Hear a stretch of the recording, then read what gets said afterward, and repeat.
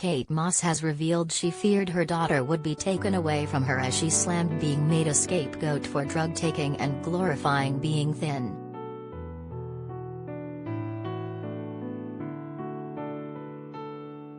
The model has opened up about difficult times in her career, including photos published in 2005 that appeared that show her taking cocaine in a recording studio with then-boyfriend Pete Doherty.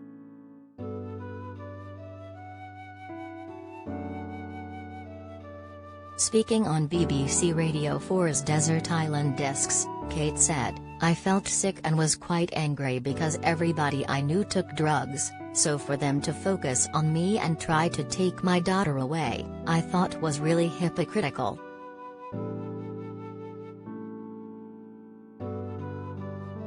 Read more. Kate Moss says I had to tell the truth as she breaks silence on Johnny Depp trial.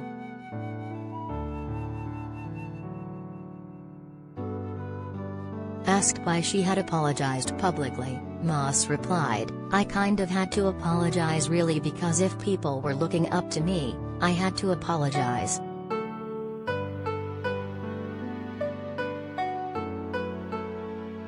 The catwalk star, 48, reflected on a shoot by the photographer Corinne Day which featured in Vogue magazine in 1993.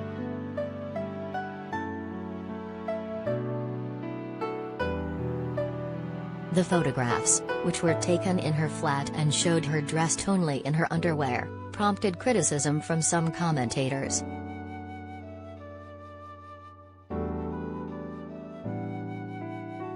In the rare interview, Moss told host Lauren Laverne, "I think I was a scapegoat for a lot of people's problems.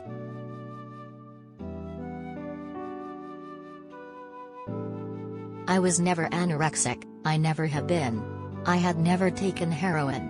I was thin because I didn't get fed at shoots or in shows and I had always been thin.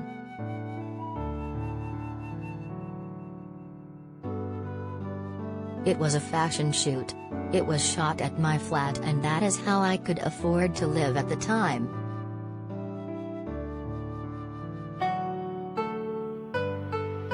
And I think it was a shock because I wasn't voluptuous and I was just a normal girl. I wasn't a glamazon model, and I think that shocked them."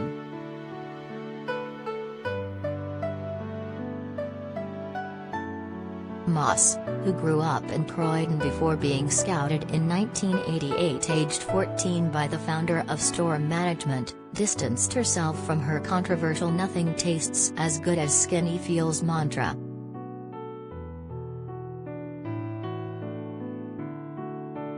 Her quote was published on women's fashion website WWD in 2009 and prompted criticism from some quarters.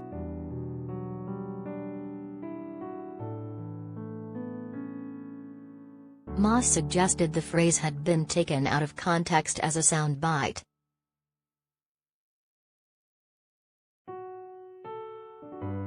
"Basically I was doing an interview and at the time I was living with hairdresser Jimmy B and my friend and she was a bit of a snacker," she said.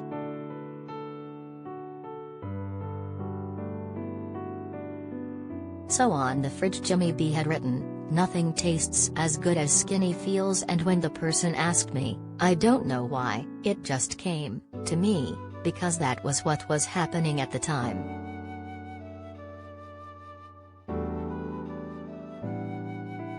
We were saying it because it was funny. But obviously they were like, soundbite. And that was that.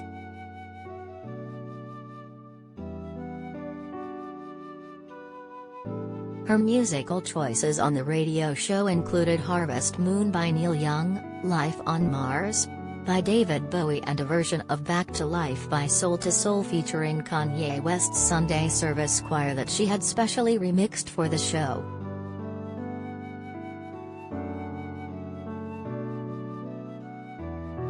She chose The Little Prince by Antoine de Saint-Exupéry as her book, and a cashmere blanket in either duck egg blue or pink for her luxury item.